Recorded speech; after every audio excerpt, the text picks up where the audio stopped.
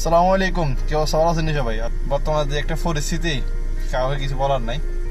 এখন শুনতেছি ওরা টুথপেস্টে মাইক্রোপ্লাস্টিক পাওয়া যেতেছে, এটা স্বাস্থ্যের জন্য ক্ষতিকর। এটা কিন্তু ব্যাড নিউজ আমাদের জন্য। ধূমপান স্বাস্থ্যের জন্য ক্ষতিকর, এটা কিন্তু গায়ে থাকার পরে এটা আমরা পান করি। কিন্তু আমরা এখন প্লাস্টিক একটু উৎপাদন পাইছি, ওইখানে আমরা টল করতেছি, এই সেই কত কিছু করতেছি। আমরা মাদক দ্রব্য থেকে দূরে যেতে পারতেছি না। কিন্তু এখন এই প্লাস্টিককে একটু পাইছে গেলে, একটা উসুলা পাইছে গেলে আমরা এটাকে টল দিয়ে মাথার আঘাত তুলে ফেলতে হয়তো ঠিক আছে, এটা আমাদের জন্য স্বাস্থ্যের জন্য ক্ষতিকর, এটা আমি মানি। যেখানে যে আমরা ধূমপান করতেছি, মাদকের সাথে আসক্ত, ওইগুলো চিন্তা ভাবনা নাই আমাদের।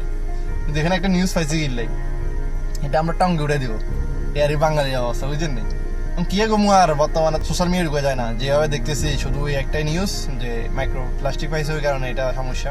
বাচ্চাদের যে টুথপেস্ট, ওটাতে বেশি সমস্যা হয়, কারণ বড়রা তো এগুলো খুলে বেশি করে ফেলে দেয়, আর বাচ্চা তো গিলে ফেলে, এটা একটা সমস্যা।